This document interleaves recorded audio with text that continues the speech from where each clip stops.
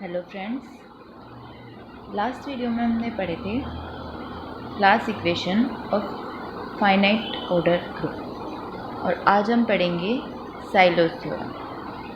तो शुरू करते हैं साइलोस थ्योरम।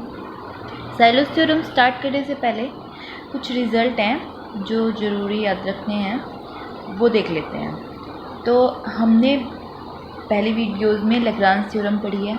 लैग्रांज थ्योरम क्या होती है कि ग्रुप के जितने भी सब ग्रुप होंगे उनका ऑर्डर ग्रुप के ऑर्डर को डिवाइड करेगा। और वहाँ पे हमने ये भी बोला था कि लैग्रांज थ्योरम का जो कन्वर्स है वो ट्रू होना ज़रूरी नहीं है। तो अब हम ये देखते हैं कि वो ट्रू होता किन किन केस में। लैग्रांज थ्योरम का जो कन्वर्स है वो दो केस में ट्रू होता है। पहला तो साइक्लिक ग्रुप्स में, for each divisor D of order G there exist unique सब ग्रुप।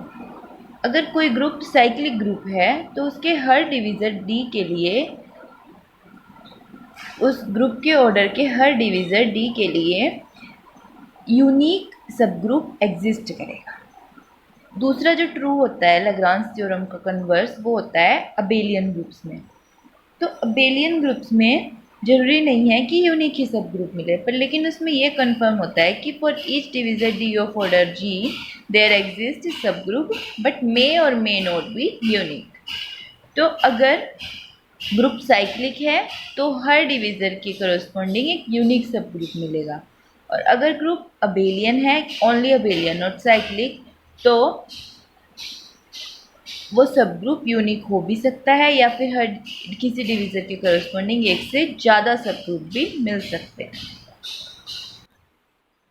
इसका एग्जांपल लेते हैं। जैसे U8 हमने पढ़ा है, U8 में एलिमेंट्स होंगे 1, 3, 5 एंड 7 इन मल्टीप्लिकेशन मॉडुलो 8।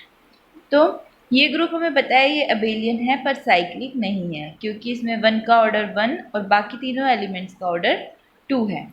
तो ये अबेलियन तो है पर साइक्लिक नहीं है। तो अब हम यहाँ देखते हैं इसके जो सब ग्रुप्स बनेंगे वो कैसे बनेंगे। एक सब ग्रुप तो बनेगा 1 जिसमें केवल 1 होगा, आइडेंटिटी एलिमेंट्स कंटेन करता हुआ। दूसरा सब ग्रुप वो एलिमेंट्स खुद, वो ग्रुप खुद जिसमें सारे एलिमेंट्स होंगे। और H3 तीसरा सब ग्रुप जो 3 से जनरेट होगा। तो 3 से जनरेट होने वाला जो हमारे पास सब ग्रुप बनेगा उसमें एलिमेंट्स आएंगे 1 और 3, और ऐसे ही 4 से H4 5 से जनरेट होने वाला 1 और 5, ऐसे ही H5 7 से जनरेट होने वाला 1 और 7। तो ये 3 सब ग्रुप और आएंगे उसके। तो अब हम यहाँ पे देख सकते हैं कि 2 ऑर्डर के 3 सब ग्रुप मिल गए। 8 का एक डिवीज़र है, 8 के डिवीज़र्स सॉरी U8 का ऑर्डर है 4, तो 4 के डिवीज़र्स हैं हमारे पास 1, 2 और 4। तो एक ऑर्डर का भी H1 मिल गया, 4 ऑर्डर का H2 मिल गया, और 2 ऑर्डर के हमें 3 सब ग्रुप मिल गए, क्योंकि ये साइक्लिक नहीं था, सिर्फ अबेलियन था। तो एक से ज़्यादा सब ग्रुप्स भी इसके मिल सकते थे जो कि इसके ग्रुप के किसी डिवीज़र के ऑर्डर के हों। तो ये हमने देखा। उसके बाद एक और रिजल्ट है, ये तो हमारे पास फुल कन्वर्स था लैग्रांज थ्योरम का ट्रू। अब आता है partial converse. So partial converse of Lagrange theorem is true for each group. हर ग्रुप के लिए लैग्रांज थ्योरम का पार्शियल कन्वर्स तो ट्रू होगा ही।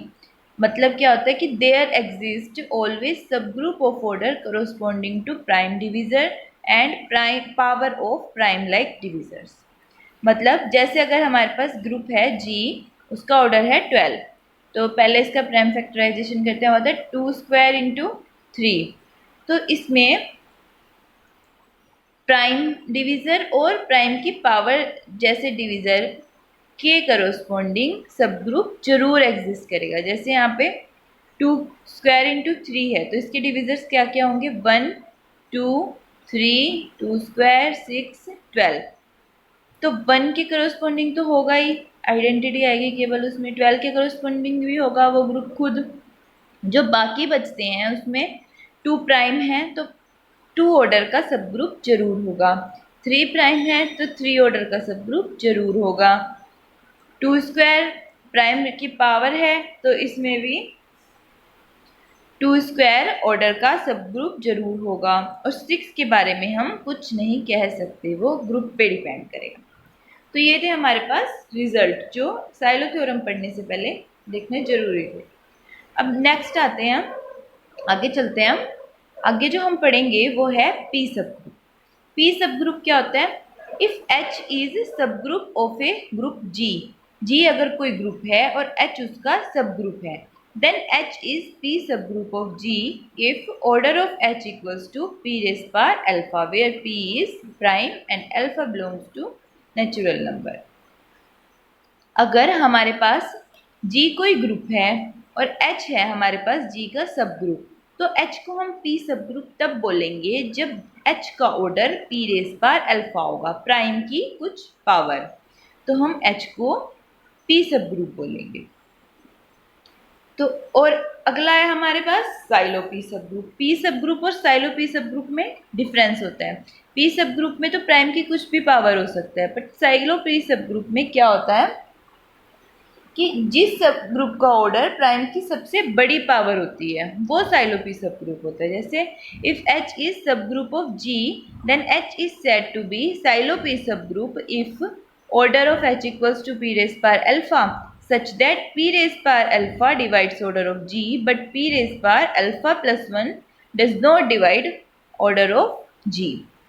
मतलब कि p raised power alpha तो order of G को डिवाइड करे, पर p raised power alpha plus 1 divide ना करे, वो सबसे बड़ी पावर होनी चाहिए, तो उसको हम बोलते हैं साइलो पी सब ग्रुप। जैसे हम एग्जाम्पल लें, अगर हमारे पास ग्रुप का ऑर्डर है 36, तो इसका प्राइम फैक्टराइजेशन होगा 2 स्क्वायर इंटू 3 स्क्वायर। तो यहाँ पे अगर पूछे फाइंड ऑर्डर ऑफ साइलो 2 सब ग्रुप इन जी, तो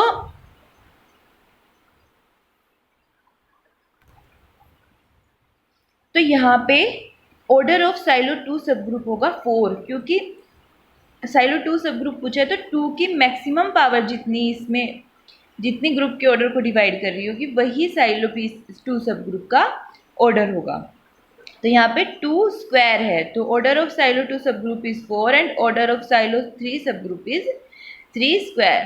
तो यहाँ पे हम ये डिफरेंस देख सकते हैं कि अगर कोई 2 ऑर्डर का इसका जो सब ग्रुप होगा उसको हम पी सब ग्रुप मतलब 2 सब ग्रुप तो बोल सकते हैं, पर लेकिन उसको हम साइलो 2 सब ग्रुप नहीं बोल सकते। साइलो 2 सब ग्रुप इसका 4 ऑर्डर का ही होगा।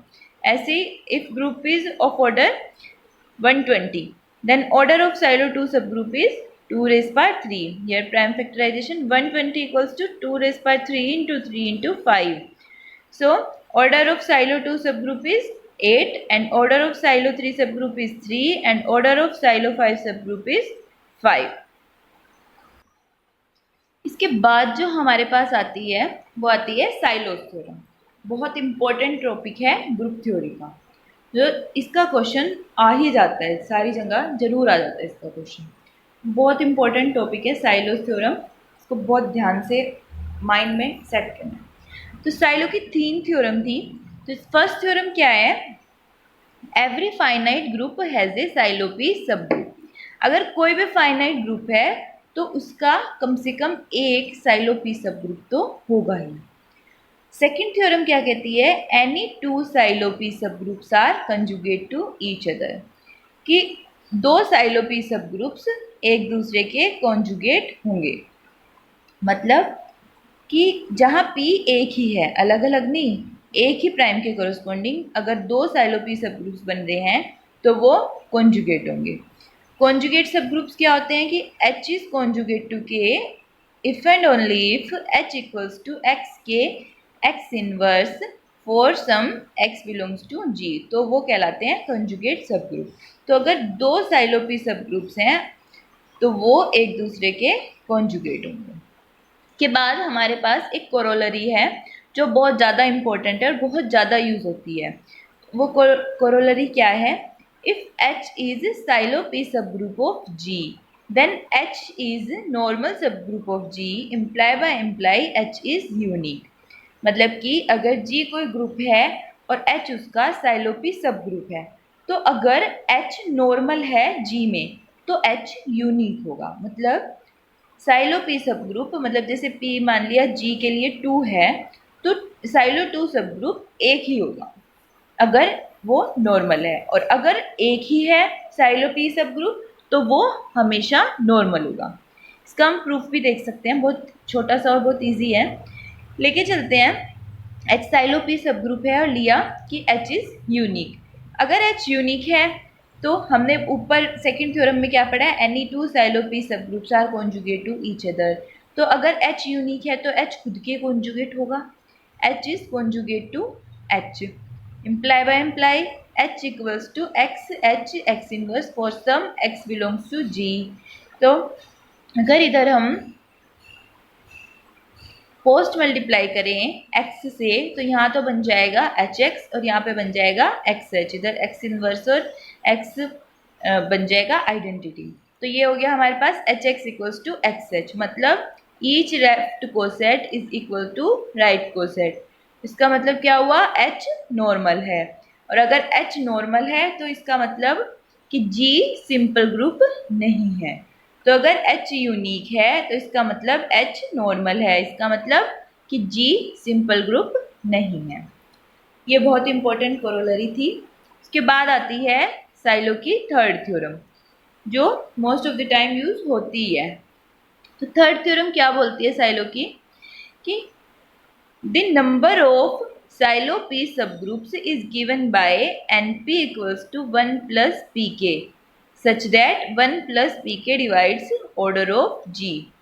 कि अगर कोई ग्रुप है हमारे पास G तो उसके जो number of Sylow P subgroups होंगे वो गिवन होते हैं NP equals to 1 plus PK से, such that 1 plus PK divide करे ऑर्डर ऑफ G को।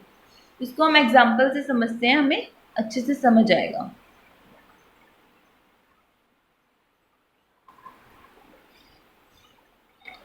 इसका एग्जाम्पल लेते हैं, जैसे अगर हमें ग्रुप दिया है G जिसका ऑर्डर है 36, तो हम पहले इसका प्राइम फैक्टराइजेशन करते हैं। तो 36 का प्राइम फैक्टराइजेशन क्या होगा, 2 स्क्वायर इंटू 3 स्क्वायर। तो इसमें प्राइम कौन कौन से आए, 2 और 3। तो इसके दो टाइप के साइलो सब ग्रुप्स बन सकते हैं, एक तो साइलो 2 सब ग्रुप्स और एक साइलो 3 सब ग्रुप्स। तो इसको देखते हैं, हमने ऊपर क्या पढ़ा, the number of Sylow P subgroups is given by NP equals to 1 plus PK such that 1 plus PK divides order of G। तो साइलो 2 सब ग्रुप्स देखते हैं। तो साइलो 2 सब ग्रुप्स किस तरीके से होंगे, N2 equals to 1 plus 2K such that 1 plus 2K divides 36। हमें ये देखना है, ठीक है। इसके लिए हम इसको इजी बनाने के लिए नंबर थ्योरी का एक रिजल्ट यूज करेंगे। वो क्या होता है, if A divides B into C and GCD of A and C is 1। इसका मतलब ये क्या इम्प्लाई करता है कि A डिवाइड करेगा B को, कि अगर A किन्हीं दो नंबर्स के प्रोडक्ट को डिवाइड कर रहा है और A का और उन दोनों में से एक नंबर का GCD 1 है, तो A उस दूसरे नंबर को डिवाइड करेगा, ठीक है। वही हम यहाँ यूज करेंगे। यहाँ हमने क्या लिया है, N2 equals to 1 plus 2K such that 1 plus 2K divides 36। तो 36 का प्राइम फैक्टराइजेशन क्या है, 2 स्क्वायर इंटू 3 स्क्वायर। तो यहाँ पे अगर जैसे हम साइलो 2 सब ग्रुप निकाल रहे हैं तो 1 प्लस 2K करके जो भी कुछ आएगा वो कभी भी 2 स्क्वायर को तो डिवाइड नहीं करेगा, क्योंकि वो प्राइम के किसी मल्टीपल से अगला नंबर होगा, तो वो उस प्राइम को या प्राइम की पावर को तो डिवाइड नहीं कर सकता। तो उसके साथ तो उसका GCD बन ही रहना है। तो इसका मतलब क्या हुआ, 1 प्लस 2K डिवाइड्स 3 स्क्वायर। ऐसे ही सब में लेंगे हम, जैसे हम साइलो 2 सब ग्रुप निकाल रहे हैं तो 2 की जो भी पावर होगी उससे अलग जो भी बचेगा 1 प्लस 2K उसको डिवाइड करेगा। तो यहाँ पे हम क्या देखते हैं कि N2 equals to 1 plus 2K such that 1 plus 2K divides 3 square, 2 square को निकाल दिया। तो इसके लिए हम केस लेके चलते हैं, K को हमें कोई पॉजिटिव इंटीजर पुट करना है। तो K इक्वल्स टू पहले हम लेते हैं 0 और नेगेटिव इंटीजर, 0 से स्टार्ट करेंगे। तो K इक्वल्स टू 0 लिया तो हमारे पास N2 इक्वल्स टू आया 1 और 1 3 स्क्वायर को डिवाइड करता है। इसके बाद K इक्वल्स टू 1 लिया तो N2 इक्वल्स टू 3 3 भी 3 स्क्वायर को डिवाइड करता है। k को 2 लेंगे 3 लेंगे तो 2 और 3 जब आएगा k इक्वल्स टू 2 आया तो यहाँ पे आएगा 2 2 जा 4 प्लस 1 5 5 9 को डिवाइड नहीं करता। ऐसे ही k 3 लेंगे तो 3 2 जा 6 प्लस 1 7 9 को डिवाइड नहीं करता। तो उसके बाद आएगा k इक्वल्स टू 4 तो n2 equals to 9 divides 3 square equals to 9।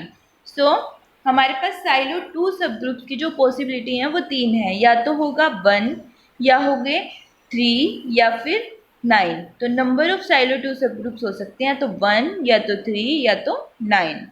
इसके बाद चलते हैं साइलो 3 सब ग्रुप्स पे। तो साइलो 3 सब ग्रुप्स भी इसी तरीके से फाइंड करेंगे। n3 equals to 1 plus 3k such that 1 plus 3k divides 2 square. यहाँ पे भी पुट करेंगे तो k इक्वल्स टू 0 और k इक्वल्स टू 1 पे n3 आएगा या तो 1 या n3 इक्वल्स टू 4।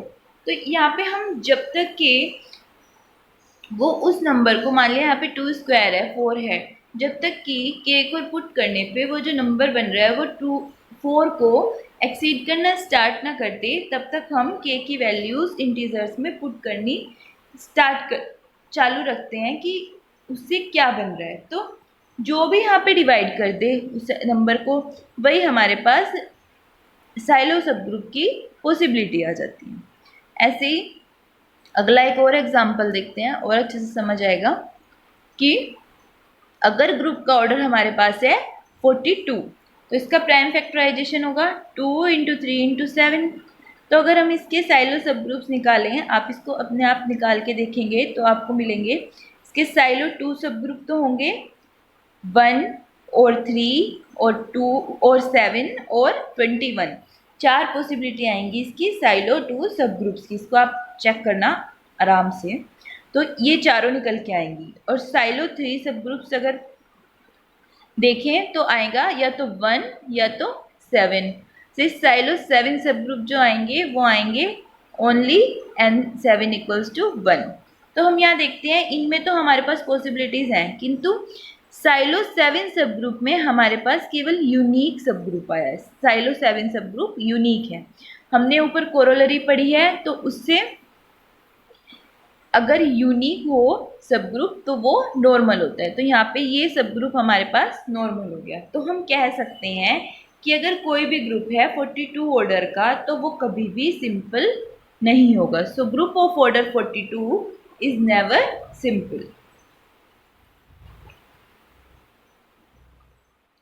आगे हमारे पास कुछ रिजल्ट्स हैं, वो रिजल्ट देखते हैं, फिर एक आधा क्वेश्चन देखते हैं इससे रिलेटेड। तो सबसे पहले रिजल्ट्स देखते हैं। तो सबसे पहले तो हमारे पास है every cyclic group of composite order is not simple. अगर कोई साइक्लिक ग्रुप है कंपोजिट ऑर्डर का तो वो कभी भी सिंपल नहीं होगा, इसको याद रखना है। उसके बाद 3 हमारे पास रिजल्ट्स आते हैं जिसका हम बहुत ज़्यादा यूज़ करते हैं, बहुत इंपॉर्टेंट रिजल्ट्स हैं। तो उनमें से पहला क्या है कि अगर हमारे पास कोई ग्रुप है और उस ग्रुप का ऑर्डर इस टाइप से है, order of G equals to P Q, where P and Q are distinct primes. P और Q डिस्टिंक्ट प्राइम्स है और ग्रुप का ऑर्डर P इंटू Q की फॉर्म में है, और सच दैट P does not divides Q minus 1 and Q does not divide P minus 1, then G is abelian and also cyclic. ये जो तीनों रिजल्ट है हमारे पास, ये अबेलियन है ग्रुप या नहीं है, केवल ग्रुप के ऑर्डर से पता करने के लिए होते हैं। तो अगर सबसे पहला वाला केस हमारे पास आता है जिसमें P इंटू Q वाला, तो अगर ये कंडीशन सेटिस्फाई हो रही है तो ग्रुप अबेलियन भी होगा और साइक्लिक भी होगा। और जो बाकी दोनों केस हैं उसमें केवल हम अबेलियन बता सकते हैं। तो जैसे सेकेंड रिजल्ट है हमारे पास, अगर ग्रुप का order P square into Q type का हो, where P and Q are distinct primes such that P does not divide Q minus 1 and Q does not divide P square minus 1, then G is abelian। ऐसे ही third result है हमारे पास, if order of G equals to P square into Q square where P and Q are distinct primes such that P does not divide Q square minus 1 and Q does not divide P square minus 1, then G is abelian। तो ये 3 result है हमारे पास जो बहुत important है, इनको mind में टिका के रखना है कि ये माइंड से स्लिप ना हो। उसके बाद जैसे इसका एक एग्जांपल देखते हैं। अगर हमारे पास कोई ग्रुप है जिसका ऑर्डर है 15, तो 15 को हम लिख सकते हैं 3 इंटू 5। तो यहाँ देखते हैं 3 does not divide 5 minus 1 and 5 does not divide 3 minus 1। तो इसका मतलब ग्रुप इज साइक्लिक। तो 15 order group is always cyclic. अगर किसी ग्रुप का ऑर्डर हमारे पास 15 है तो वो हमेशा साइक्लिक होगा। ऐसे अगर हमें इस टाइप से क्वेश्चन भी आ सकता है, इस converse of Lagrange theorem is true for group of order 45। 45 order के ग्रुप के लिए लैग्रांज थ्योरम का कन्वर्स ट्रू होगा या नहीं होगा। तो इसको भी हम इन्हीं 3 रिजल्ट से चेक करके देखते हैं। सबसे पहले इसका प्राइम फैक्टराइजेशन करते हैं। वो आ रहा है, मान लिया यहाँ पे 45 है तो इसका प्राइम फैक्टराइजेशन आएगा 3 स्क्वायर इंटू 5।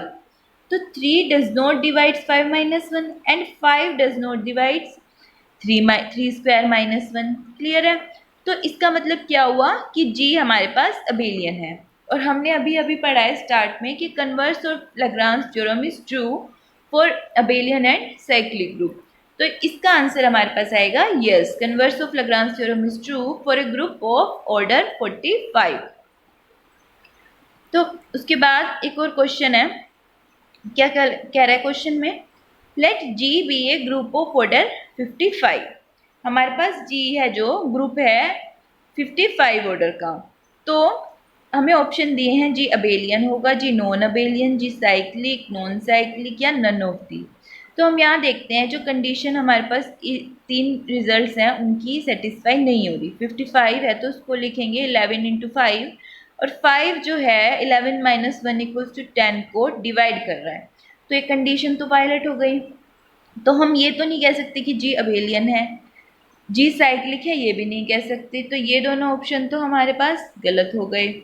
तो पर लेकिन ये जरूरी नहीं है कि ये दोनों ऑप्शन सही हों, क्योंकि अगर ये कंडीशन वायलेट होती है तो हमारे पास एक ग्रुप उतने ऑर्डर का अबेलियन और एक ग्रुप उतने ऑर्डर का नॉन अबेलियन मिलता है। तो ये दोनों जो ऑप्शन है ये दोनों ऑप्शन भी गलत होंगे। इसका आंसर होगा नन ऑफ दिस, क्योंकि वो जो ग्रुप गिवन होगा उस पर डिपेंड करेगा कि वो साइक्लिक है या नहीं है।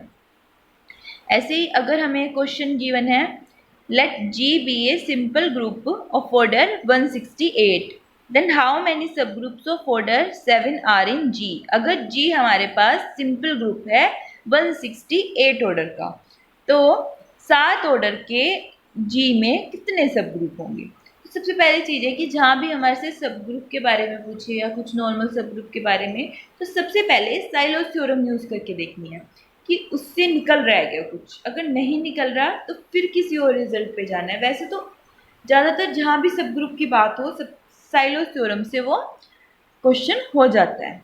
तो इसको देखते हैं, let G be a simple group of order 168। ठीक है, तो अब जी हमारे पास सिंपल है तो इसका मतलब उसका कोई नॉर्मल सब ग्रुप नहीं है। तो हम इसका 168 का प्राइम फैक्टराइजेशन करते हैं तो वो आता है 2 क्यूब इंटू 3 इंटू 7। हमसे पूछा गया है सब ग्रुप्स ऑफ ऑर्डर 7, तो हम सीधे साइलो 7 सब ग्रुप्स निकालते हैं।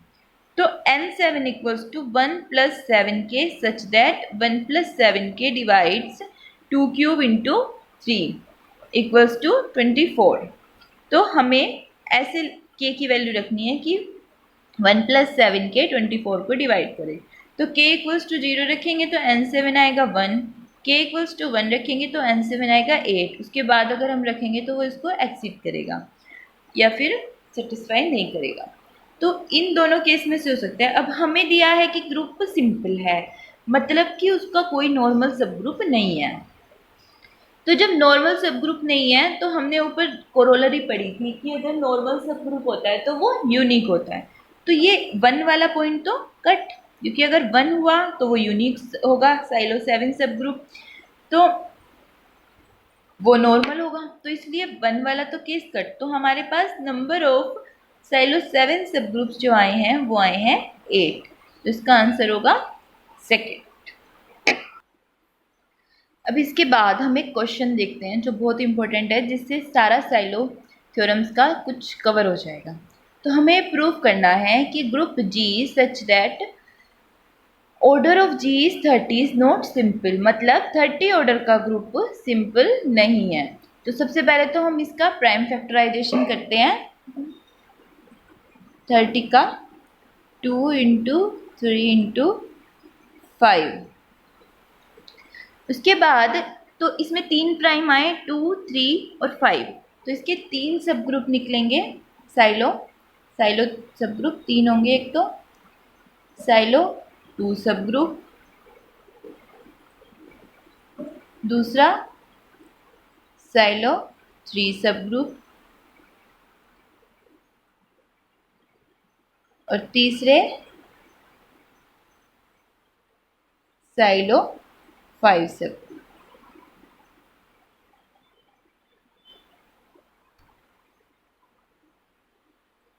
तो इन तीनों को फाइंड करते हैं। किस तरीके से होंगे? यहाँ पे तो आएगा N2 equals to 1 plus 2k such that 1 plus 2k divides 15, मतलब 3 इंटू 5 लेंगे, 2 हटा देंगे। यहाँ पे N3 equals to 1 plus 3k such that 1 plus 3k divides 10। ऐसे ही N5 equals to 1 plus 5k such that 1 plus 5k divides 6। तो हमारे पास ये तीनों आ रहे हैं यहाँ पे। तो इनको फाइंड करें तो यहाँ पे तो k की वैल्यू आएगी k equals to 0। k equals to 0 रखेंगे तो N2 equals to 1। k equals to 1 रखेंगे तो N2 equals to 3 and 3 divides 15। k equals to 2 रखेंगे तो 2 2 जा 4 प्लस 1 5 5 डिवाइड्स 15। तो N2 equals to 5। k equals to 3 रखेंगे तो आएगा हमारे पास 3 2 जा 6 plus 1 7 7 does not divide 15। k equals to 4 रखेंगे 4 2 जा 8 plus 1 9 that does not divide 15। k equals to 5 रखेंगे तो 5 2 जा 10 प्लस 1 11। k इक्वल्स टू 6 तो 6 2 जा 12 प्लस 1 13। तो अगला आएगा हमारे पास k इक्वल्स टू 7। तो 7 2 जा 14 प्लस 1 15 15 डिवाइड्स 15। तो N2 में भी 15। तो इसके लिए हमारे पास ये 4 पॉसिबिलिटीज़ आई। ऐसे ही यहाँ पे N3 के लिए आएंगी k इक्वल्स टू 0 और k इक्वल्स टू 3। ये आप चेक कर लेंगे तो आएगा N3 इक्वल्स टू 1 या N3 इक्वल्स टू 10। ऐसे ही N5 के लिए k इक्वल्स टू 0 और k इक्वल्स टू 1। तो N3 इक्वल्स टू 1 होगा या N3 इक्वल्स टू 6। तो इसके साइलो जो सब ग्रुप्स बनेंगे वो इस तरीके से तीनों बनेंगे। तो अब हमें देखना था कि G सिंपल है या नहीं है। तो अब इन तीनों में से यूनिक तो कोई भी नहीं आया, ना साइलो 2 सब ग्रुप, ना साइलो 3, ना 5। इसमें भी पॉसिबिलिटीज़ हैं, इसमें भी, इसमें भी। तो इसमें से हम कम वाली पॉसिबिलिटीज़ पहले देखते हैं। तो कम वाली पॉसिबिलिटीज़ साइलो 3 सब ग्रुप और साइलो 5 सब ग्रुप्स में है। तो इसमें 2 पॉसिबिलिटीज़ हैं साइलो 3 सब ग्रुप में। अगर N3 1 है तो वो तो यूनिक है, तो ग्रुप सिंपल नहीं होगा। तो यहाँ पे हमने देखा कि अगर N3 इक्वल्स टू 1 है तो वो यूनिक है, इसका मतलब कि वो नॉर्मल होगा, तो G सिंपल नहीं होगा। तो दूसरी पॉसिबिलिटी लेके चलते हैं। पहली तो ये if N3 equals to 1 it implies G is not simple, ये तो प्रूफ। दूसरा, अगर N3 1 नहीं है, इफ़ N3 इक्वल्स टू है 10, देन हमारे पास क्या पॉसिबिलिटीज़ होंगी? हमारे पास अगर N3 10 है तो 10 साइलो 3 सब ग्रुप्स होंगे। तो वो 10 हमने ले लिए, मान लिया H1 H2 and up to H10 are Sylow 3 सब ग्रुप्स। ये हमारे पास 10 साइलो 3 सब ग्रुप्स आ गए, जिनमें से हर एक HI का जो ऑर्डर होगा वो होगा 3। तो इसका मतलब क्या हुआ? कि ये जो एच आई होंगे वो किस टाइप के होंगे। एक तो एलिमेंट आइडेंटिटी होगा, ग्रुप में आइडेंटिटी जरूर होती है, दूसरे बाकी दोनों होंगे ए और बी, जिनमें इस तरीके से ये हमारे पास एच आई बन गया। ठीक है, तो अगर i इक्वल्स टू जे होंगे, जे होगा तो वो इक्वल हो गई। तो हम यहाँ लेते हैं if i is not equals to j, अगर एच आई और H j distinct subgroups हैं, तो इसका मतलब कि अगर हम इनका इंटरसेक्शन ले एच आई इंटरसेक्शन एच जे, तो ये इंटरसेक्शन सबसेट होगा एच आई का भी, and H I intersection H J will be subset of also H J. तो अगर हम इन दोनों सब ग्रुप्स का एच आई और एच जे का इंटरसेक्शन ले तो वो एच आई का भी सबसेट होगा और एच जे का भी सबसेट होगा। तो अब हमें पता है कि इंटरसेक्शन ऑफ टू सब ग्रुप्स इज ऑल्सो सब ग्रुप।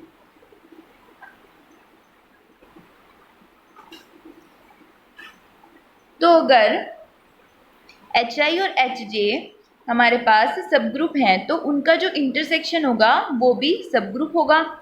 तो ये दोनों साइलो 3 सब ग्रुप्स हैं, तो एच आई इंटरसेक्शन एच जे भी उसका सब ग्रुप होना चाहिए। तो इसका मतलब कि order of H I intersection H जे जो सब ग्रुप बनेगा, ये सबसेट है एच आई का और एच जे का, तो ये डिवाइड करेगा ऑर्डर ऑफ एच आई, क्योंकि इंटरसेक्शन ऑफ टू सब ग्रुप्स इज ऑल्सो सब ग्रुप। तो order of H I intersection H J divides order of H आई, या हम ले सकते हैं ऑर्डर ऑफ एच जे, कुछ भी लिख सकते हैं, दोनों का ऑर्डर सेम है 3। तो ये आ गया 3K। तो अब 3 हमारे पास क्या है, प्राइम, तो इसका मतलब order of H I intersection H जे होना चाहिए या तो 1 या 3। अगर इन दोनों का इंटरसेक्शन 3 आया, if order of H I intersection H J equals to 3, it implies H I equals to H J. अगर इनके इंटरसेक्शन में वो दोनों इंटरसेक्शन 3 आ रहा है, मतलब वो तीनों एलिमेंट ही दोनों में हैं, तो वो दोनों इक्वल होंगे। पर लेकिन हमें दिया हुआ है H i is not equals to j, तो इसलिए इनका इंटरसेक्शन 3 नहीं होगा, इनका इंटरसेक्शन 1 होगा। तो इससे हमें क्या पता लगा कि अगर दो सब ग्रुप्स हैं ये एच आई और एच जे, तो उनमें एक आइडेंटिटी के अलावा कोई भी एलिमेंट कॉमन नहीं होगा। तो यहाँ हमने निकाले थे n3 इक्वल्स टू है 10, तो आइडेंटिटी को छोड़ के बाकी दो एलिमेंट्स हैं वो 10 के 10 सब ग्रुप्स में डिफरेंट होंगे। तो इससे हमें क्या पता लगा कि 20 डिफरेंट एलिमेंट्स ऑफ ऑर्डर 3। अगर हमारे पास नंबर ऑफ साइलो 3 सब ग्रुप्स 10 हैं तो हमारे पास 20 डिफरेंट एलिमेंट्स होंगे 3 ऑर्डर के। ऐसे ही दूसरे का चेक करते हैं, साइलो 5 सब ग्रुप्स के लिए। If n5 equals to 1, g is not simple, normal हो जाएगा। तो दूसरा लेके चलते हैं, इफ n5 इक्वल्स टू 6, दूसरा हमारे पास है, सॉरी, n5 इक्वल्स टू अगर 6 है तो हमारे पास 6 इसके नॉर्मल सब ग्रुप्स, 6 इसके सब ग्रुप्स होंगे साइलो 5 सब groups K1 K2 so on up to K6, such that order of Kj equals to 5, कि हर सब ग्रुप का जो ऑर्डर होगा वो 5 होगा। तो Kj किस टाइप का बन गया अब हमारे पास यहाँ, E A B C D, ये 5 एलिमेंट उसमें होंगे, ये आइडेंटिटी और ये बाकी के एलिमेंट्स। तो जैसे हमने यहाँ पे लगाया था कंसेप्ट, वैसे यहाँ जब लगाएंगे तो यहाँ हमें क्या मिलेगा कि Ki intersection Kj equals to identity only identity. तो यहाँ पे हमारे पास 6 जो सब ग्रुप्स हैं वो हैं साइलोफाइल सब ग्रुप्स। तो 6 सब ग्रुप हैं हमारे पास जिनमें जो 6 सब ग्रुप हैं जिनमें 4 एलिमेंट्स ऐसे हैं जो आपस में डिफरेंट है। तो टोटल कितने हो गए? इसका मतलब 24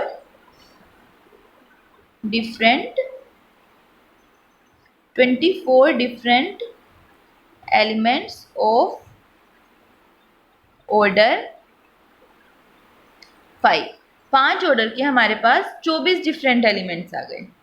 तो अब अगर हमारे पास 2 केस बनते हैं, if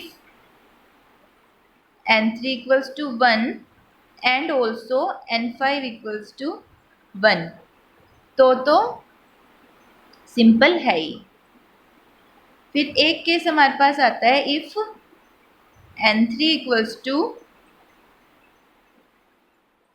10 and n5 equals to 6। तो इससे क्या आ रहे हैं? 20 एलिमेंट्स तो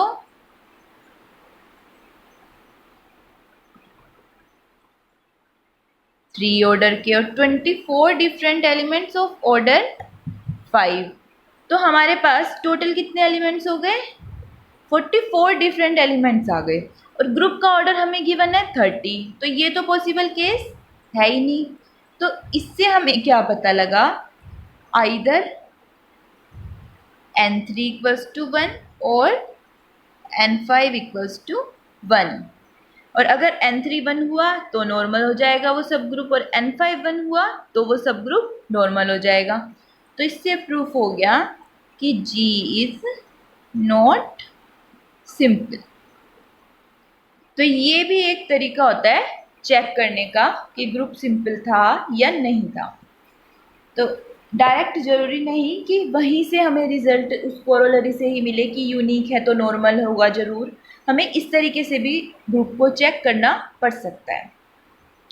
तो अगर आपको कोई भी इसमें कमेंट डाउट हो तो आप कमेंट में ज़रूर पोस्ट कीजिए। तो थैंक यू, मिलते हैं अगली वीडियो में। तब तक के लिए बाय बाय, टेक केयर।